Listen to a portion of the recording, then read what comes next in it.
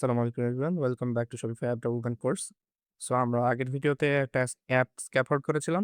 আজকের ভিডিওতে আমরা আমাদের প্রজেক্টের ডাটাবেজের স্কিমাটা ডিজাইন করে নিব। অ্যান্ড দেন আমাদের আ ডাটাবেজের সাথে আমরা ডাটাবেজটা ইন্টিগ্রেট করে ডাটাবেজটা মাইগ্রেশনের কাজটা আজকে থেকে কমপ্লিট করব।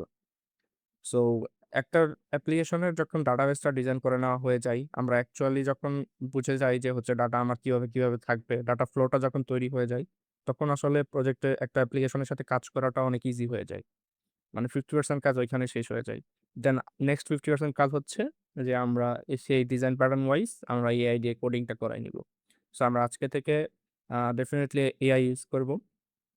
ফুললি। যাতে আমরা এআই এমনভাবে ইউজ করব যাতে আমাদের সবকিছু কন্ট্রোলের ভেতরে থাকে। আমরা শুধু এআই ডিপেন্ড হব না। এআই ইউজ করব প্লাস এআই কি করতেছে সেগুলা রিভিউ করে, সেগুলা বুঝে দেন আমরা সেগুলো অ্যাকসেপ্ট করব। শুধু এআই কে প্রম্পট দিলাম, এআই একটা আপডেট দিয়ে দিল আমাকে, সেটা নিয়ে নিব চোখ বুজে, এরকমটা হবে না। একটা প্রম্পট দিব, সে কি করতেছে সেটা দেখে বুঝে দেন আমরা সেটা কোডটা অ্যাকসেপ্ট করব। ওকে? সো আজকের ভিডিওতে আমরা ডাটাবেজের স্কিমাটা ডিজাইন করব, ডাটাবেসটা মাইগ্রেশন করব ডাটাবেজের ভিতরে। দেন আমরা কিছু ডেমো ডাটা সিড করব। মানে ডেমো ডাটা হচ্ছে সেখানে ডাটাবেস টেবিলগুলোতে এন্ট্রি করে দেখব যে অ্যাকচুয়ালি কাজ করতেছে কিনা ঠিকমতো। সো আজকের ভিডিওর টার্গেট হচ্ছে এটা। সেটার জন্য আমাদের ১ম এ যেতে হবে হচ্ছে প্রিজমা। প্রিজমাতে যেহেতু আমাদের ডাটাবেস নিয়ে কাজ করব, ডাটাবেস নিয়ে কাজ করলেই প্রিজমা ফোল্ডারে চলে আসতে হবে। প্রিজমাতে আসলে এখানে আপাতত ৩ টা ফাইল দেখাচ্ছে। একটা হচ্ছে schema.prisma, যেখানে হচ্ছে আমাদের অ্যাকচুয়ালি ডাটাবেসের মডেলগুলা, স্কিমাগুলা এখানে থাকে। সো এখানে অলরেডি একটা স্কিমা আছে। সেটা হচ্ছে Shopify তাদের অথেন্টিকেশনটা মেইনটেইন করার জন্য সেশন নামে একটা অলরেডি স্কিমা দিয়ে দেয় মডেল এখানে। দেন এখানে দেখতে পাচ্ছেন SQLite ফাইল। এটা হচ্ছে SQLite এর SQLite ডাটাবেজের একটা ফাইল। এটা আমাদের দরকার নাই। এটা আমরা ডিলিট করে দিব। And then migration. মাইগ্রেশন এটা যেহেতু একটা মডেল ছিল অলরেডি। প্রিজমার বিষয়টা হচ্ছে যখনই হচ্ছে এইখানে প্রিজমা যেহেতু একটা ORM, সো প্রিজমা হচ্ছে আ ডাটাবেজের সাথে কমিউনিকেশন এর জন্য আল্টিমেটলি এই যে SQL কোয়েরি এটা জেনারেট করে এবং SQL কোয়েরি গুলা হচ্ছে একেকটা মাইগ্রেশন। আপনি যদি এখানে কোনো একটা চেঞ্জ করেন, দেন আপনাকে মাইগ্রেশন করে আবার সেটা হচ্ছে আ ডাটাবেজে পুশ করতে হবে। সো সে কারণে আমরা হচ্ছে আমাদের অলরেডি এই যে SQLite এর ভিতরে এটা পুশ করা ছিল, সেজন্য মাইগ্রেশনটা ক্রিয়েট আছে অলরেডি। সো সেটা থাক, কোনো সমস্যা নাই। এখানে দেখতে পাচ্ছেন যে কানেকশন ডাটা সোর্স ডিবি, এখানে বর্তমানে হচ্ছে PostgreSQL ইউজ করা আছে। SQLite ইউজ করা আছে, সরি। এটাকে আমরা PostgreSQL করব। তো এটার জন্য আমরা PostgreSQL দিলাম। অ্যান্ড দেন এইখানে আমাদের ইউআরএলটা এখন আমরা আর এখানে ডিরেক্টলি দিব না। আমরা হচ্ছে ডিরেক্ট ইএনভি থেকে আসবে। ডাটাবেস ইউআরএলটা ইএনভি থেকে আসবে।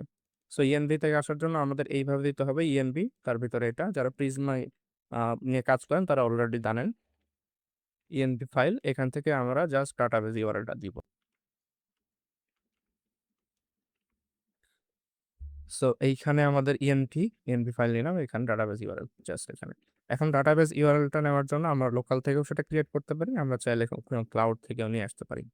এটা কোনো ম্যাটার না। সো আমরা আপাতত কুইকলি যেহেতু টিউটোরিয়াল পারপাস, সেজন্য আমরা একটা হচ্ছে PostgreSQL প্রোভাইডার তার থেকে নিব নিয়ন। এখান থেকে আপনি জাস্ট অনলাইনে সার্চ দিবেন, নিয়ন লিখে সার্চ দিয়ে আপনারা এইখানে এন্টার করলেও জাস্ট আপনারা সাইন আপ করে নিবেন। সাইন আপ করে নতুন একটা প্রজেক্ট ক্রিয়েট করলেই আপনারা হচ্ছে কানেকশন স্ট্রিংটা পেয়ে যাবেন। সো আমরা এখানে প্রজেক্টে ক্লিক করলাম এবং একটা নাম দিলাম প্রজেক্টের smart FAQ and then create করলে ইজিলি কানেক্টে ক্লিক করলে এই যে আমি কানেকশন স্ট্রিংটা পেয়ে যাব। সো এখানে আমি জাস্ট কপি করলাম। কপি করে আমাদের ডাটাবেস ইউআরএলটা এখানে দিয়ে দিলাম। ব্যাস, আমাদের কিন্তু ডাটাবেসের সাথে কানেকশন শেষ। এখন আমরা করব হচ্ছে এই যে মাইগ্রেশনটা আছে, এটা জাস্ট আমাদের ডাটাবেজে পুশ করব। ডাটাবেজে পুশ করার জন্যে আমাদের একটা কমান্ড দিতে হবে প্রিজমার। সেটা হচ্ছে npx prisma db push। এটা দিলে আমাদের যে মাইগ্রেশনটা আছে এটা হচ্ছে আমাদের ডাটাবেজে পুশ হয়ে যাবে। এই দেখতে পাচ্ছেন অলরেডি পুশ হচ্ছে এই ডাটা সোর্সে। এই যে দেখতে পাচ্ছেন your database is now synced with our Prisma schema। So আমরা যদি এইখানে যাই, গিয়ে চেক করার জন্য আমরা যদি এই যে টেবলসে যাই, দেন আমরা এখানে দেখতে পারবো যে এই যে সেশন নামে একটা টেবল চলে এসেছে এবং এই সেশনটা হচ্ছে আমাদের এই এক্সাক্টলি এই সেশনটা। ওকে? সো নাইস, আমরা অলরেডি ডাটাবেজের সাথে কমিউনিকেশন করে ফেলছি PostgreSQL এর সাথে। As simple as that. এখন আমাদের তো আসলে বেসিক্যালি মডেলটা ডিজাইন করতে হবে। আমাদের ডাটাগুলা যেসব হচ্ছে FAQ ক্রিয়েট করবে মার্চেন্টরা, তারা যে আ ডাটাগুলা ক্রিয়েট করবে, তারা কি সেই ডাটাগুলা কি স্ট্রাকচারে থাকবে, সেইটা হচ্ছে আমাদের মূল টপিকস এই ভিডিও। এখন আমরা বর্তমানে করলাম কি? যে হচ্ছে SQLite সেটআপ করা ছিল। আমরা জাস্ট PostgreSQL এ সেটা ট্রান্সফার করলাম ডাটাবেস কানেকশনটা। সো এতটুকু যদি যাদের কনফিউশন থাকে ডেফিনিটলি কমেন্ট করবেন। আমি ট্রাই করব নেক্সট ভিডিওতে যখন আমরা কোডিং পার্টে যাব দেন আরেকটু ক্লিয়ার করে দেওয়ার। ওকে। সো এখন আমরা যেহেতু আ স্কিমা ডিজাইন করব, স্কিমা ডিজাইন করাটা একটু ভেজাল বিষয়। অনেক কিছু রিলেশন ম্যানেজ করতে হয়, অনেক কিছু করতে হয়। সো সেটার জন্য ইজি হচ্ছে এআই থেকে হেল্প নেওয়া। সো সেটার জন্য এআই থেকে হেল্প নেওয়ার জন্য আমরা অলরেডি একটা হচ্ছে ফাইল ক্রিয়েট করে রাখছি। যে ফাইলটা কিরকম? ফাইলটা হচ্ছে এসআরএস, সফটওয়্যার রিকোয়ারমেন্ট স্পেসিফিকেশন। এটা হচ্ছে কোনো একটা প্রজেক্ট স্ট্রাকচার করতে যাওয়ার আগে, কোনো কোনো একটা প্রজেক্ট স্টার্ট করতে যাওয়ার আগে সেটা আপনার হচ্ছে আপনার ক্লায়েন্ট হোক অথবা হচ্ছে আপনার অফিস থেকে হোক, এই ফাইলটা কিন্তু আপনাকে দিয়ে দেয়।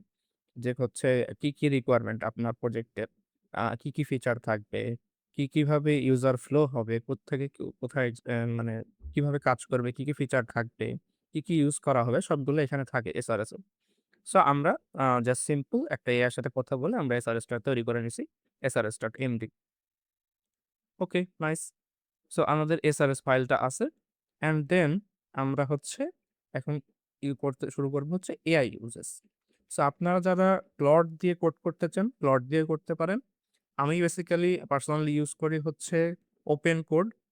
ওপেন কোডটা হচ্ছে একটা আ ফ্রি অল্টারনেটিভ বলতে পারি যে হচ্ছে ক্লডের। নট ফ্রি, লিমিটেশন আছে এইখানে। বাট এইখানে অনেকটুকু ফ্রিতে পাওয়া যায়। আ API টোকেনস হলেও। সো সেটার জন্য আমরা এখানে জাস্ট যদি ক্লডের মতো করে আমরা ওপেন করি। আপনারা যারা ক্লড আছেন সেম প্রসেস, কোনো সমস্যা নেই।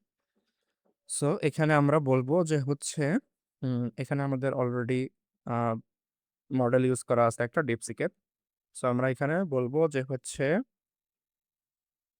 ১ম এ আসে আমরা কমান্ড দিয়ে একটা যে এনালাইজ দিস ফাইল দিয়ে আমরা হচ্ছে এই যে srs.md এটা দিয়ে দিই। What we want build. So এখানে ওপেন করে ২ টা ভার্সন আছে, ২ টা হচ্ছে মোড আছে। একটা হচ্ছে বিল্ড মোড, একটা হচ্ছে প্ল্যানিং মোড। সো আমরা আগে প্ল্যানিংটা করে নিই। যে আমরা হচ্ছে অ্যাকচুয়ালি কি করতে যাচ্ছি, কি তার থেকে আউটপুটটা নিবো। সেটাকে আমরা একটা প্ল্যান করে নিবো। দেন বিল্ড এ গিয়ে আমরা সেই আউটপুটটা নিবো। সো এখানে তাকে দিলাম। সে একটা এই এসআরএস টা এনালাইজ করে একটা তার কনটেক্সট তৈরি করে নিবে। যে আচ্ছা এই প্রজেক্টটা এরকম হতে যাচ্ছে। আসলে বেসিক্যালি হচ্ছে আপনি যখন একটা আ এজেন্টের সাথে কাজ করবেন, এজেন্ট গুলা আসলে কিছুই না। এজেন্ট গুলা LLM গুলা হচ্ছে আপনার মেমোরিলেস।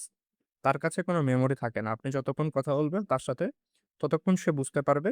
আদারওয়াইজ আপনি যদি ওই সেশনটা ক্লোজ করে দেন, এরপরে আপনার সাথে উনার সাথে কি কথা বলবেন, ও আর কিচ্ছু মনে রাখবে না। LLM গুলো এরকমভাবে কাজ করে।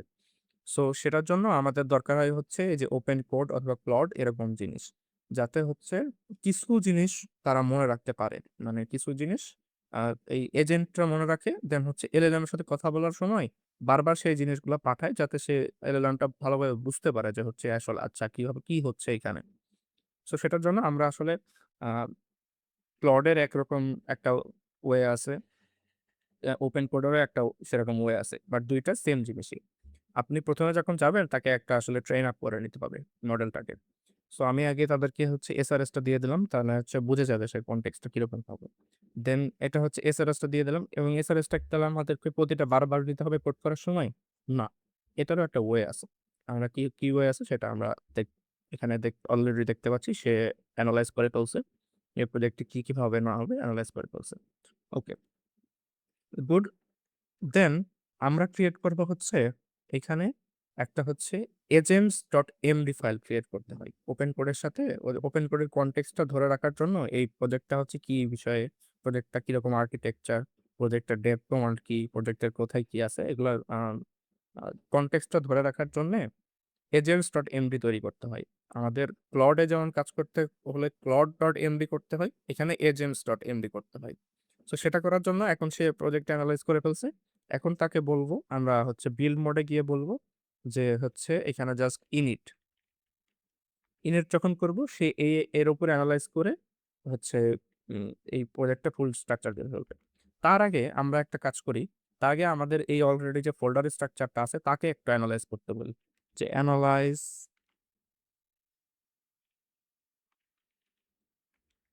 This project current folder structure and text type, কি কি ইউজ করতেছি সে বুঝে নেবে। আপনার সেম ভাবে জাস্ট আমি যেভাবে যেভাবে বলতেছি, আপনাদের যদি নিজেরা জানা থাকে আরো বেটার হবে। আমি যেরকম ভাবে আর কি ইউজ করি সেভাবে আমি দেখাচ্ছি। আপনারা যদি এর থেকে বেটার ভাবে ইউজ করতে পারেন, definitely go with that. So এখানে সে ফুল প্রজেক্ট স্ট্রাকচারটা বুঝে নিবে। এই প্রজেক্ট স্ট্রাকচারটা বুঝলে কি হয়, আপনি যখন একটা স্পেসিফিক ফিচারে কাজ করতে যাবেন তখন সে কুইকলি বুঝতে পারবে যে কোন ফোল্ডারে অ্যাকচুয়ালি কাজ করতে হবে। সাপোজ তাকে বললেন যে অ্যাডমিন প্যানেলে এইটা হচ্ছে আমাকে আপডেট করে দাও, তখন সে কুইকলি এই অ্যাপ ফোল্ডারের ভিতরে ঢুকে যেতে পারবে। যদি বলেন যে আপনি না ফ্রন্ট এন্ডের কিছু আপডেট করতে হবে, তখন সে কুইকলি এক্সটেনশনে যেতে পারবে। তাকে বারবার খুঁজে খুঁজে দেখতে হলো না, আচ্ছা আমার এক্সটেনশনের কোড কোথায় আছে, আমার হচ্ছে ব্যাক এন্ডের কোড কোথায় আছে, এগুলো তাকে দেখতে হলো না। সো এখন অ্যানালাইজ করে ফেলছে সে, এখন জাস্ট আমি বলবো সিম্পলি ইনিট।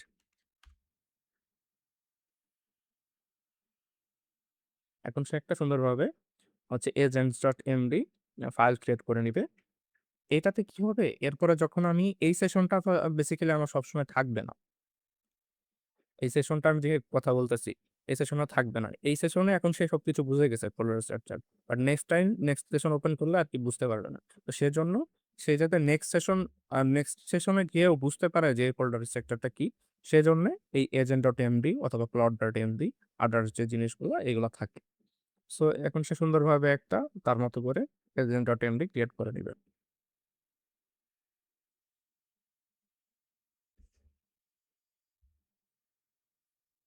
এই যে দেখতে পাচ্ছেন, সে একটা এজেন্টস ডট এমডি ক্রিয়েট করে নিছে। এখানে যে ফুল প্রজেক্ট স্ট্রাকচার আছে, যে বলছিলাম যে কমান্ড গুলো সে করে নিবে, এগুলো আর কি ইনিশিয়াল যেগুলো নিয়ে নিছে। ওকে, ভালো কথা। এখন তাকে বলবো যে হচ্ছে based on my project requirements please give me full database schema। এতটুকু জাস্ট বলবো, দেখি সে কি করে। সে স্টার্ট করছে।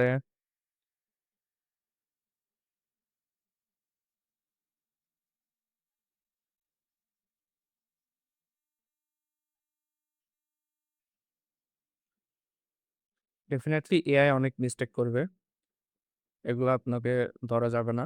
আপনার মতো করে ভেরিফাই করে নিতে হবে সেগুলো। যেমন ধরেন এইখানে অলরেডি সে কি করছে, এই যে একটা শপ নামে একটা মডেল তৈরি করছে। এখানে সব ডোমেন রাখবে, অ্যাক্সেস টোকেন রাখবে, আনস্টলড অ্যাড এগুলো রাখবে, বাট এগুলো তো আমার আসলে দরকার নেই। এগুলো আমার অলরেডি এই সেশনের ভিতরে আছে, অ্যাক্সেস টোকেন এক্সেট্রা।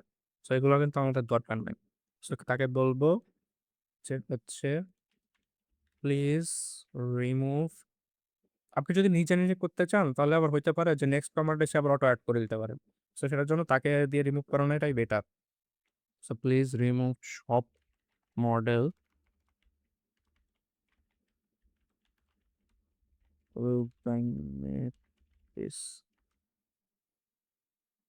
এবার দেখেন সে ক্যাটাগরিটা করছে, ক্যাটাগরি মডেল ক্রিয়েট করছে, ক্যাটাগরিটা ঠিক আছে, নেম দিয়ে নেম দিছে এবং হচ্ছে পজিশন দিছে, শপ আইডি দিছে। হ্যাঁ, শপ আইডি ভালো কথা, সব দিছে।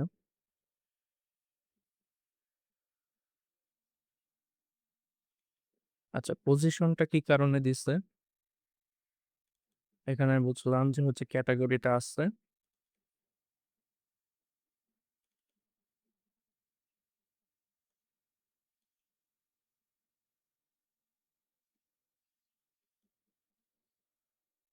সো এই পজিশনটা কিন্তু আমার দরকার নাই, হ্যাঁ।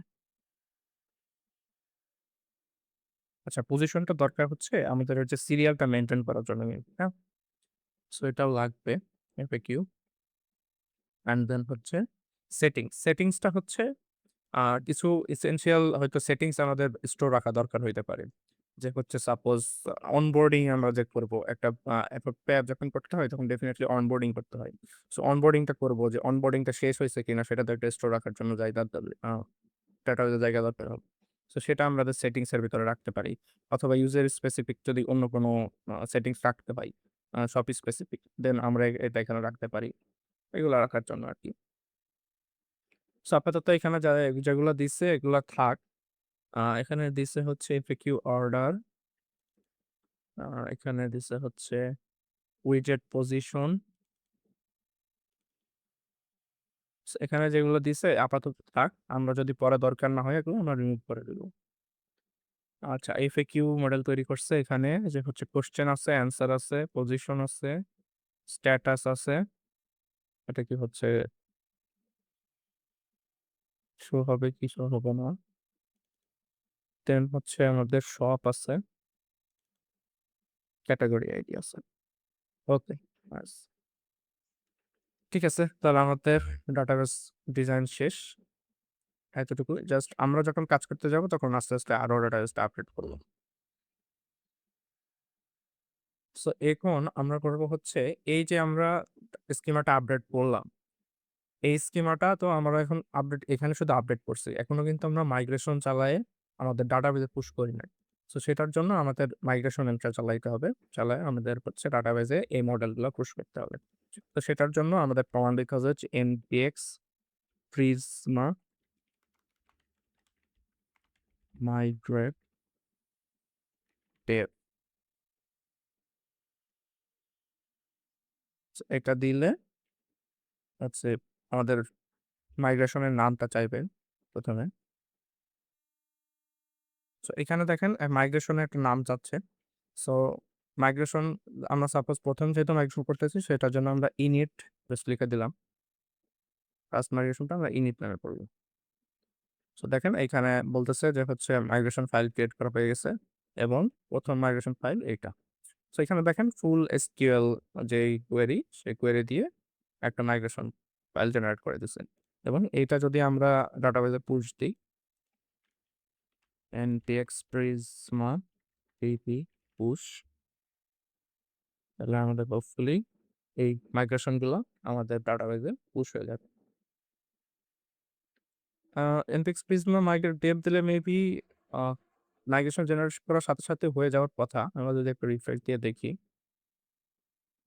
ইয়েস, দেখেন এখানে আমাদের কিন্তু আ ৪ টা মডেল যে আমরা ক্রিয়েট করছি ৪ টাই চলে আসছে। FAQ, ক্যাটেগরি এবং সেটিংস আর সেশন। ওকে, নাইস। আমরা কিন্তু সাকসেসফুলি আমাদের মাইগ্রেশন গুলা স্কিমা যে আমরা আপডেট করছি সেগুলা কিন্তু আমরা ডাটাবেজে পুশ দিয়ে দিলাম। ওকে। সো আমাদের কিন্তু মোটামুটি ডাটাবেস পুশ করা শেষ। এখন আমরা যেহেতু ডাটাবেস করলাম, এখন আমাদের করতে হবে যে হচ্ছে উম এটা তো আমাদের টেবিল জেনারেট করলাম। এখন আমাদের দেখতে হবে যে ডাটা আমাদের অ্যাকচুয়ালি আসলে ডাটাবেজে হচ্ছে পুশ করবে। ডাটা পুশ করলে অ্যাকচুয়ালি ঠিকমতো থাকতেছে কিনা ডাটা। আমরা ঠিকমতো গেট করতে পারতেছি কিনা ডাটা। সো সেটার জন্য আমাদের এখন টেস্টিং ডাটা করতে হবে। সো সেটার জন্য প্রিজমাতে আ ডাটা ডাটাবেজে হচ্ছে পুশ করার জন্য সিডিং ইউজ করা হয়। সিড বিষয়টা যারা প্রিজমাতে কাজ করেন অলরেডি জানেন। সো জাস্ট আমরা এখানে এআই এর কমান্ড দিব যে generate some demo data for seed, দিলে সে অটোমেটিক হচ্ছে জেনারেট করে ডাটাবেজে সিড করবে। সেখানে দেখেন সে কিন্তু সিড .ts ফাইল ক্রিয়েট করে ফেলছে। এখানে আ ডেমো ডাটাও কিছু ক্রিয়েট করে ফেলছে এবং আপনার প্যাকেজ.json এ আসলে দেখবেন এখানে একটা কমান্ড এড করে দিবে সে। যে হচ্ছে প্রিজমা এর ভিতরে হচ্ছে সিড, এই কমান্ডটা সে এড করবে। এড করে আ সে হচ্ছে কমান্ডটা চালায়ও দিতে পারে। এই দেখতে পাচ্ছেন এখানে হচ্ছে npm run seed, এখানে এই কমান্ডটা চালায় দিছে এবং এইখানে যে ক্রিয়েট ক্যাটেগরি শিপিং এগুলো সবগুলো কিন্তু হয়ে গেছে। এখন যদি আমরা যাই, ডাটাবেজে আসি এবং রিফ্রেশ দেই, আমরা অলরেডি দেখতে পাবো যে আমাদের কিন্তু কিছু ডেমো ডাটা এড করা হয়ে গেছে। ওকে। সো আমাদের যেহেতু প্রিজমাতে সিড করার জন্য ডাটাবেসটা ডাটাবেজে তেমন কোনো ইস্যু দেয়নি। সো আমাদের আশা করা যায় যে হচ্ছে আমরা যখন আ ক্রাউড অপারেশন চালাবো তখনও তেমন কোনো ইস্যু আসবে না। তারপরেও যদি আমাদের কোনো ডাটাবেস পরবর্তীতে আপডেট হইতে পারে দেন আমরা আপডেট করে আবার মাইগ্রেশন চালাবো। সো আজকে ভিডিও এতটুকুই। আমরা হচ্ছে ডাটাবেস কানেকশন করলাম এবং ডাটাবেজের আমাদের মডেলগুলা ডিজাইন করলাম এবং আমরা ডাটাবেস মাইগ্রেশনটা চালালাম। আমরা নেক্সট ভিডিও থেকে আমাদের অ্যাডমিন ইউআই নিয়ে কাজ শুরু করব। অ্যাডমিন ইউআইটা রেডি করব এফএকিউ করার জন্য এবং ডাটাবেজের সেই ক্রাউড অপারেশনটা চালানোর জন্যে। Okay. So that's it for this video. Thank you very much everyone.